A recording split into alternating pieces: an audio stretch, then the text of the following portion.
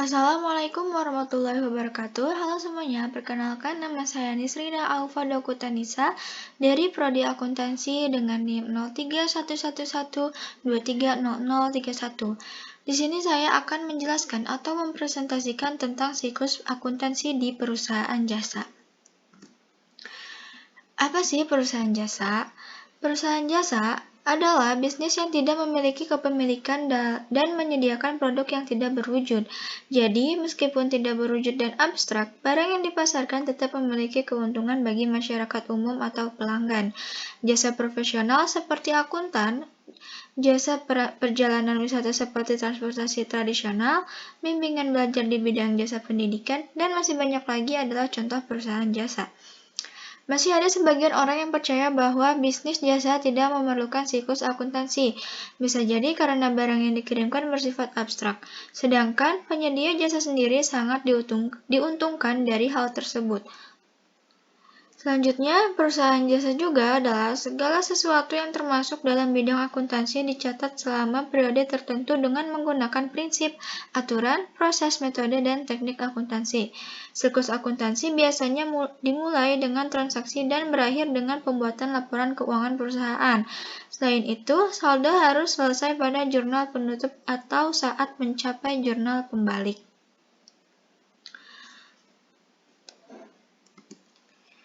Selanjutnya di sini ada bagian siklus akuntansi perusahaan jasa. Yang pertama adalah jurnal umum. Jurnal umum adalah sebuah jurnal yang dipakai untuk mencatat semua jenis bukti transaksi keuangan yang muncul dari semua transaksi keuangan suatu perusahaan dalam periode tertentu. Lalu, jurnal umum akan diposting ke buku besar. Buku besar adalah buku yang berisi kumpulan akun-akun perkiraan yang terkait dengan pencatatan transaksi keuangan yang mengikhtisarkan buku pembantu yang berisi semua daftar perubahan laporan keuangan dari suatu entitas atau perusahaan. Buku besar merupakan dasar pembuatan laporan neraca dan laporan laba rugi.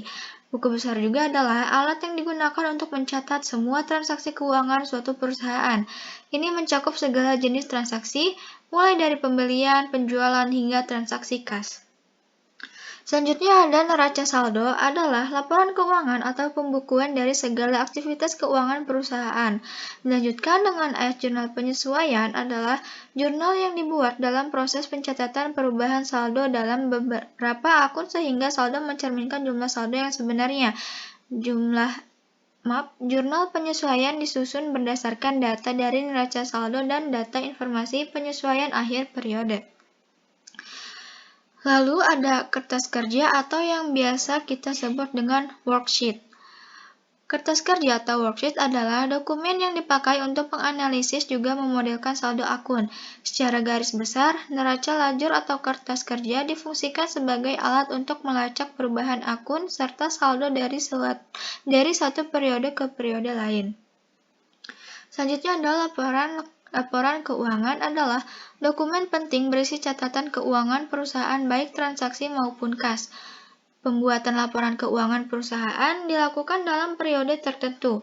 Biasanya perusahaan membuat laporan keuangan ketika periode akuntansi perusahaan mereka memasuki akhir. Selanjutnya ada laporan penutup atau yang kita sebut dengan jurnal penutup. Merupakan salah satu bagian dari laporan keuangan yang akan disusun pada akhir periode pembukuan. Bagian dari laporan keuangan ini digunakan untuk menutup akun nominal dan untuk menyiapkan neraca akhir periode. Selanjutnya yang terakhir ada laporan pembalik atau jurnal pembalik merupakan jurnal yang membalikkan transaksi yang telah dilakukan di jurnal penyesuaian, adjusting entries. Tujuan jurnal pembalik adalah untuk memudahkan pekerjaan akuntansi pada periode berikutnya dengan menghemat waktu. Selanjutnya di sini saya akan mendeskripsikan setiap siklus akuntansi di perusahaan jasa. Yang pertama adalah identifikasi transaksi. Identifikasi setiap transaksi adalah tahap pertama siklus akuntansi. Akuntan harus secara akurat menyelesaikan tugas identifikasi ini, yang dapat mereka lakukan dengan melacak setiap transaksi yang terjadi.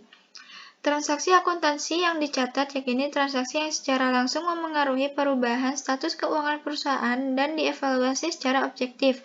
Untuk melakukan identifikasi, transaksi juga harus memuat dokumentasi transaksi. Kwitansi, faktur, nota, dan dokumen lain yang sah dalam bidang akuntansi dapat berguna sebagai bukti transaksi ini. Oleh karena itu, setiap transaksi akuntansi harus mencakup dokumentasi transaksi yang dapat akuntan catat dan identifikasi, terutama yang terkait dengan perubahan situasi keuangan perusahaan. Yang kedua adalah menganalisis transaksi.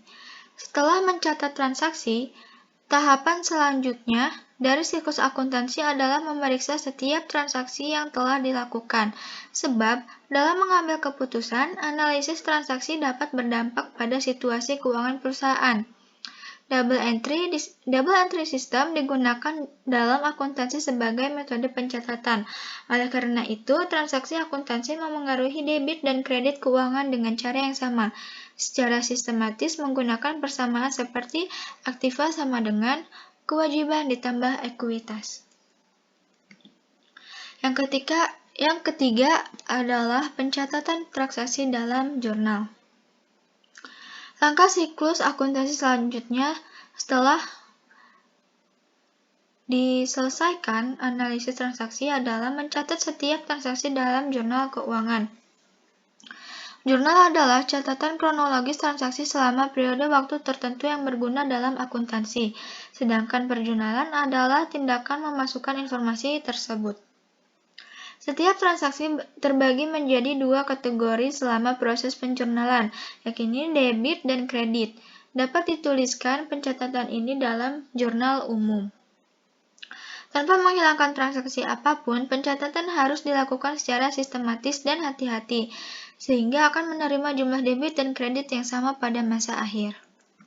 Selanjutnya yang keempat adalah membukukan jurnal penyesuaian ke buku besar.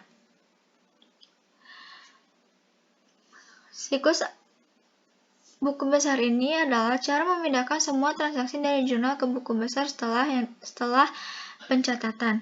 Buku besar sering dapat dianggap sebagai sekelompok rekening pembukuan yang merinci aset tertentu yang dilaporkan dalam satu periode. Tidak diragukan lagi bahwa terdapat berbagai daftar rekening buku besar dalam sebuah perusahaan. Pada tahapan siklus akuntansi ini, nomor-nomor kode tertentu diberikan untuk setiap rekening yang ada di buku besar. Tujuannya untuk memudahkan proses identifikasi dalam jurnal. Selain itu, jika transaksi akuntan catat dalam buku besar, akan lebih mudah untuk memeriksanya kembali atau melihat referensi terkait. Yang kelima adalah menyusun neraca saldo dan jurnal penyesuaian. Menyusun neraca saldo dan jurnal penyesuaian adalah langkah-langkah berikutnya dalam tahapan proses akuntansi yang harus dilakukan seseorang akuntan untuk menyelesaikannya. Setiap saldo akun dalam buku besar untuk periode waktu tertentu tercantum dalam neraca saldo. Saldo buku besar bersatu dan harus dalam keadaan yang sama saat membuat neraca saldo. Selain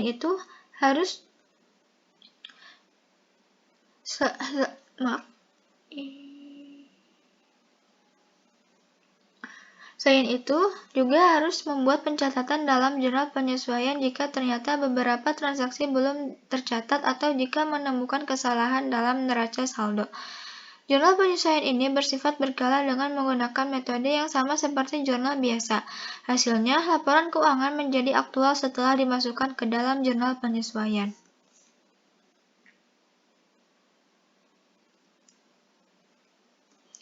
Yang keenam, membuat neraca saldo penyesuaian serta laporan keuangan. Pembuatan laporan penyesuaian dan laporan keuangan adalah fase berikutnya dalam siklus ini. Buku neraca saldo yang telah dibuat sebelumnya dengan memperhatikan jurnal penyesuaian menjadi dasar penyusunan neraca penyesuaian. Tergantung pada posisinya, saldo terbagi menjadi aktiva dan pasiva, kemudian disusun sehingga kedua saldo jumlahnya sama besar.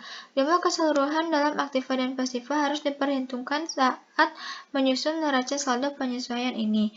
Jika tidak, akan terjadi kesalahan perhitungan sehingga laporan keuangan tidak dapat dibuat. Setelah aktiva dan pasiva dalam buku neraca saldo sama, maka laporan keuangan ini bisa mulai dibuat.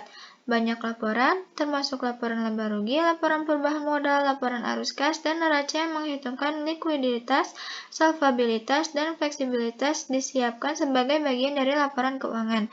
Setelah itu, kemudian dilanjut ke tahap terakhir, yaitu pembuatan jurnal penutup dalam proses akuntansi.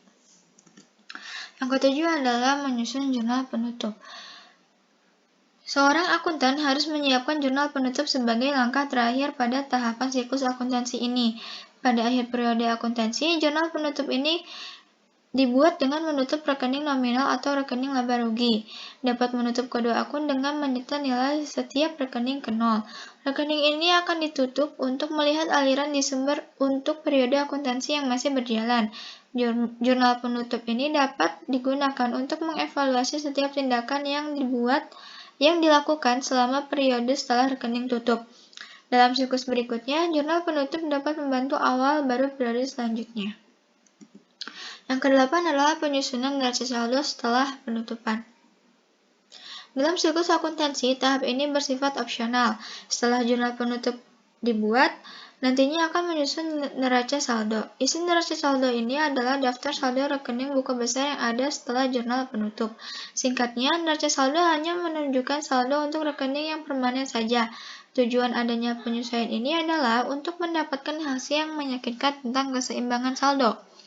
Oleh karena itu, tahapan siklus akuntansi ini bersifat opsional. Yang kesembilan, yaitu adalah buat jurnal pembalik. Sama halnya seperti menyusun neraca saldo setelah penutupan, tahap siklus akuntansi ini juga opsional. Jurnal pembalik dibuat untuk memudahkan pencatatan transaksi tertentu yang akan terjadi berulang kali pada periode berikutnya. Jurnal pembalik ini sering dilakukan pada awal periode berikutnya. Selain itu, jurnal penyesuaian dapat digunakan sebagai acuan dalam pembuatan jurnal ini, yang mana setiap transaksi dalam jurnal penyesuaian akan membalik. Lalu, dalam jurnal pembalik, transaksi yang awalnya kredit dan tercatat dalam jurnal penyesuaian akan berubah menjadi debit. Sekian dari saya, mohon maaf bila banyak kesalahan atau kekurangan. Terima kasih. Wassalamualaikum warahmatullahi wabarakatuh.